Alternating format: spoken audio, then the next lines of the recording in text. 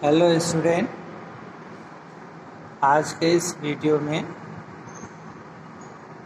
Class 7 की chapter 9 हार की जीत के आगे के भाग को हम लोग अध्ययन करेंगे।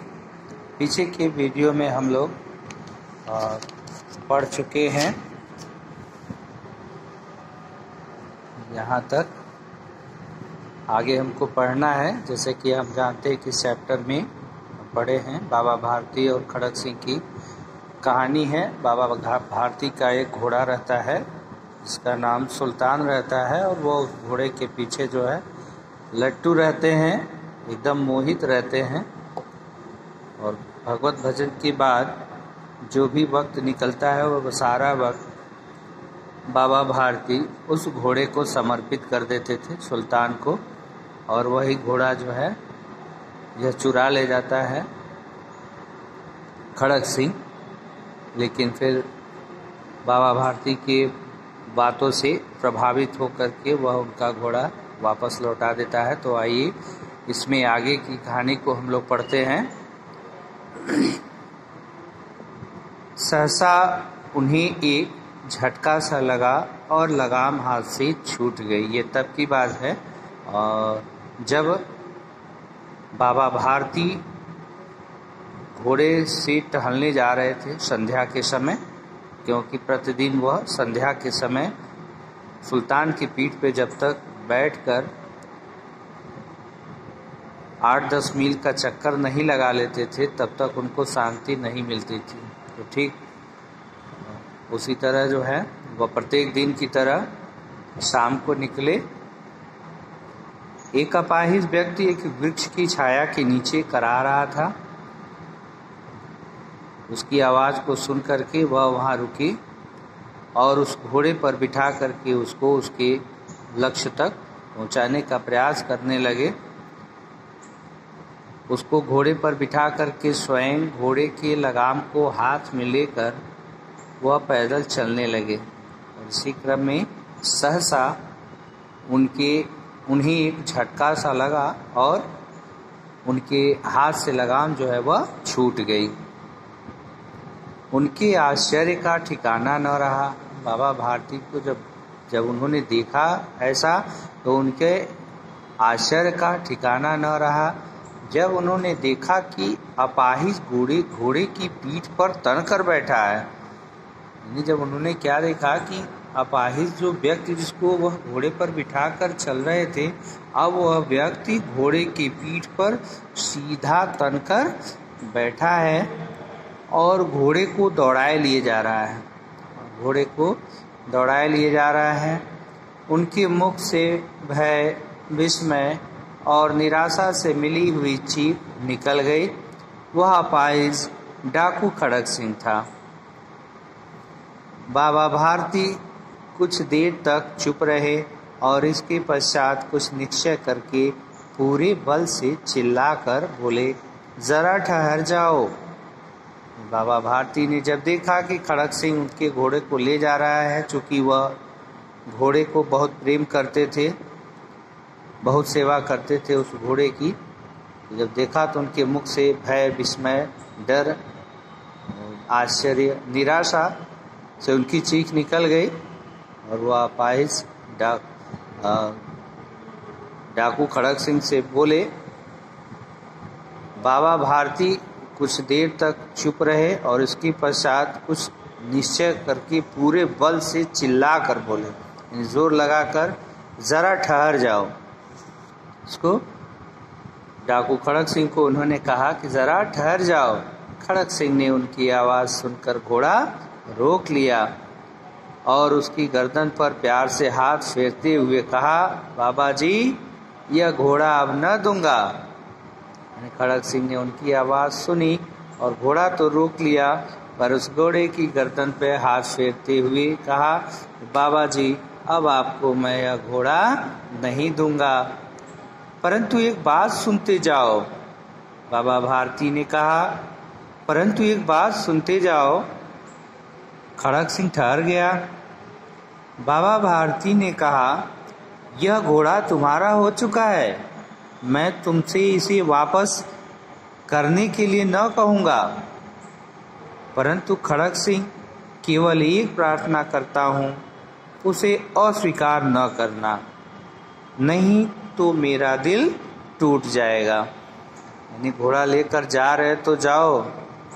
बाबा भारती ने खड़ग सिंह से कहा कि तुम एक बात मेरी सुन लो, एक प्रार्थना, नहीं तो मेरा दिल जो है वह टूट जाएगा। क्या था प्रार्थना, क्या थी वह? बाबा जी आज्ञा कीजिए। डाकू खड़ग सिंह ने कहा, बाबा जी आज्ञा कीजिए, मैं आपका दास हूँ, मैं आपका दास हूँ, केवल यह घोड़ा न दूंगा, सब कहिएगा मगर यह घोड़ा मत मांगिएगा अब हमसे। अब घोड़े का नाम न लो, मैं तुमसे इसके विषय में कुछ न कहूँगा। मेरी प्रार्थना केवल यह है कि इस घटना को किसी के सामने प्रकट न करना। अब देखिए, बाबा भारती ने कहा कि अब इस घोड़े का नाम न लो, अब मुझे इससे मतलब नहीं है, मैं तुमसे इसके विषय में कुछ नहीं कहूँगा। मेरी बस ये प्रार्थना है कि तुम इस घटना को किसी अन्य के सामने जो है चर्चा मत करना। खड़ग सिंह का मुंह आश्चर्य से खुला रह गया। उसका विचार था कि उसे घोड़े को लेकर यहाँ से भागना पड़ेगा, परंतु बाबा भारती ने स्वयं उससे कहा कि इस घटना को किसी के सामने प्रकट न करना। इससे क्या प्रयोजन सिद्ध हो सकता है? खड़ग सिंह ने बहुत सोचा, बहुत सिर मारा, परंतु कुछ समझ न सका। हार कर उसने अपनी आंखें बाबा भारती के मुख पर गड़ा दी और पूछा, बाबा जी इसमें आपको क्या डर है? अब देखिए, अगर किसी व्यक्ति की सबसे प्रिय वस्तु कोई चोरी करके ले जा रहा हो और बदले में वह व्यक्ति कहे कि इसकी किसी से चर्चा न करना, तो ये तो कोई मनुष्य नहीं कहेगा, कोई देवता ही कहेगा, क्योंकि उसकी सबसे प्रिय वस्तु थी। और बाबा भारती की आवाज़ को सुन करके, इस बात को सुन करके खड़ग सिंह बड़ा आश्चर्य में पड़ गया कि जब उन्होंने कहा कि इस घटना को किसी के सामने जिक्र मत करना। अब खड़ग सिंह आश्चर्य में पड़ गया। उसने बहुत सोचा, बहुत सिर मारा, परंतु कुछ उसके समझ में नहीं आया। हार कर उसने अपनी आंखें बाबा भारती के मुख पर गड़ा दी। आपको क्या डर है भाई? आपको क्या डर है? जिसका सामान जाएगा वो चिल्लाएगा और दूसरों से कहेगा, लेकिन यहाँ ठीक विपरीत परिस्थितियाँ थीं। बाबा भारती ने उत्तर दिया, लोगों को यदि इस घटना का पता लग गया तो वे किसी दीन दुखी पर विश्वास न करेंगे। यह कहते कहते उन्होंने सुल्तान की ओर से इस तरह मुंह मोड़ लिया जैसे उनका उससे कभी कोई संबंध ही न रहा हो। देखिए बाबा भारती ने क्या उत्तर दिया जब खड़ग सिंह ने पूछा।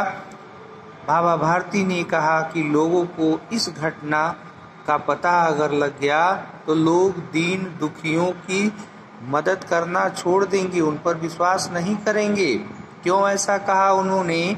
क्योंकि डाकू खड़ग सिंह ने उनका घोड़ा छल से एक अपाहिज का वेश धारण करके ही उनसे छीना था। बाबा भारती से उसने मदद मांगी थी और बाबा भारती ने स्वयं पैदल चल करके उसको घोड़े पर बिठा लिया था। तो इस प्रकार की अगर घटना अन्य लोग सुनते तो वह कभी किसी भी दीन दुखी की मदद नहीं करते। यह कहते कहते उन्होंने सुल्तान की ओर से इस तरह मुंह मोड़ा यानी सारे नाते तोड़ लेना, सारे रिश्ते नाते खत्म कर लेना, जैसे उनका उससे कभी कोई संबंध ही न रहा हो। बाबा भारती चले गए, परंतु उनके शब्द खड़ग सिंह के कानों में उसी प्रकार गूंज रहे थे। सोचता था, कैसे ऊंचे विचार हैं, कैसा पवित्र भाव है। उन्हें इस घोड़े से प्रेम था। इसे देखकर उनका मुख फूल की तरह खिल जाता था। कहते थे, इसके बिना मैं रह न सकूंगा। इसकी रखवाली में वे कई रात सोए नहीं, भजन भक्ति न कर रखवाली करते रहे, परंतु आज उनके मुख पर दुख की रेखा तक न दिखाई पड़ती थी। उन्हें केवल यह ख्याल था कि कहीं लोग दीन दुखियों पर विश्वास करना न छोड़ दें। ऐसा मनुष्य नहीं देवता है। अब देखिए, बाबा भारती की बातों को सुनकर के खड़ग सिंह के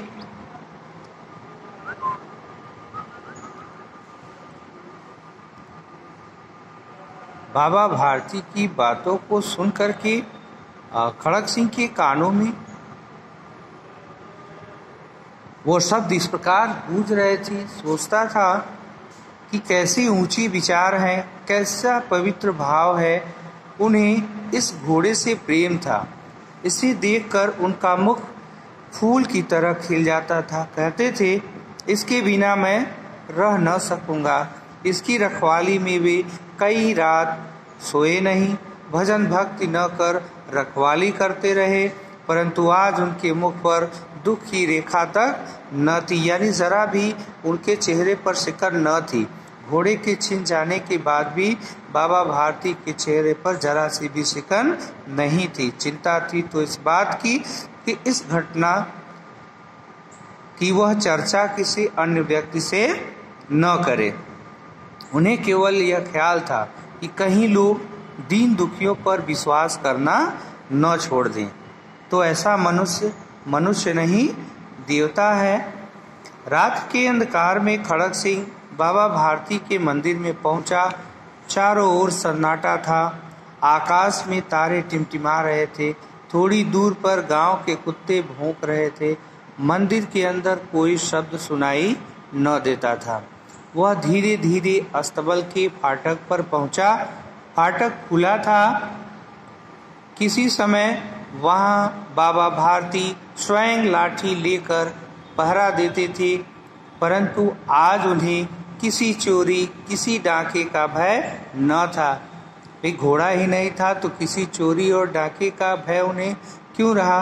क्योंकि उनकी जो सबसे प्रिय वस्तु थी वो तो चली गई थी। जी, उनका घोड़ा डाकू खड़ग सिंह चुरा ले गया था। इसकी वजह से वह निश्चिंत थे, भय न था। खड़ग सिंह ने आगे बढ़कर सुल्तान को उसके स्थान पर बांध दिया और बाहर निकलकर सावधानी से फाटक बंद कर दिया। इस समय उसकी आंखों में नेकी के आंसू थे। देखिए, जैसा कि मैंने बताया कि इसमें मानवीय संवेदनाओं और मूल्यपरक जो विचार थे, उन्हीं विचारों ने, यानी बाबा भारती की उन्हीं विचारों ने खड़ग सिंह जैसे डाकू को भी परिवर्तित कर दिया। उसका हृदय परिवर्तित हो गया और वह उस घोड़े को ला करके वहीं उनकी अस्तबल में बांध दिया। और बांध कर जाते समय उसकी आंखों में नेकी के आंसू थे। रात्रि का तीसरा पहर बीत चुका था। चौथा पहर आरंभ होते ही बाबा भारती ने अपनी कुटिया से बाहर निकल ठंडे जल से स्नान किया। उसके पश्चात इस प्रकार जैसे कोई स्वप्न में चल रहा हो, उनके पांव अस्तबल की ओर बढ़े। भाई, अस्तबल की ओर इसलिए बढ़े क्योंकि बाबा भारती का प्रतिदिन का यह काम था कि स्नान ध्यान करने के बाद अस्तबल की तरफ ही जाते थे। अपने घोड़े के पास सारा समय उसी को देते थे। परंतु फाटक पर पहुंचकर उनको अपनी भूल प्रतीत हुई। जैसे ही वह फाटक तक पहुंचे अस्तबल के, वैसे ही उनको अपनी भूल प्रतीत हुई। क्या भूल प्रतीत हुई? कि मैं गलती कर रहा हूं, सुल्तान तो अस्तबल में है ही नहीं। साथ ही घोर निराशा ने पांवों को मन भर का भारी बना दिया और उसके साथ ही जैसे ही इसका भान उन्हें हुआ, वैसे ही उनका मन यानी उनका जो पांव था वह मन भारी। मन जो है मापक है, 40 किलो का एक मन होता है, तो उस की तरह वह उनका पैर जो है एक एक मन की तरह एक एक पैर भारी हो गया। वे वहीं रुक गए। घोड़े ने अपने स्वामी के पांवों की चाप को पहचान लिया। उसी समय घोड़े ने, जो उनका घोड़ा था सुल्तान, उनकी पांवों की चाप, उनकी पैरों के चाप को पहचान लिया, चिन्ह को पहचान लिया और जोर से हिनहिनाया। आहट उसको हो गई अपने मालिक के पाँव की और जोर से घोड़ा हिनहिनाया। अब बाबा भारती आश्चर्य और प्रसन्नता से दौड़ते हुए अंदर घुसे। और जब घोड़े की आवाज़ सुनी बाबा भारती ने तो वह प्रसन्नता से दौड़ते हुए अंदर घुसे और अपने प्यारे घोड़े के गले लगकर, गले से लिपटकर इस प्रकार रोने लगे मानो कोई पिता बहुत दिन से बिछुड़े हुए पुत्र से मिल रहा हो। इतना स्नेह था बाबा भारती को अपने इस प्रिय घोड़े से, सुल्तान से। वे बार बार उसकी पीठ पर हाथ फेरते, बार बार उसके मुंह पर थपकियां देते। फिर वे संतोष से बोले, अब कोई दीन दुखियों की सहायता से मुंह न मोड़ेगा। अब कोई भी दीन दुखियों की सहायता करने से मुंह नहीं मोड़ेगा। तो चैप्टर आपका यहीं पर समाप्त होता है। तो इसके आगे के प्रश्न अभ्यास को, आगे के भाग को लेकर के हम फिर अगले वीडियो में उपस्थित होंगे। तो तब तक के लिए स्टूडेंट टेक केयर।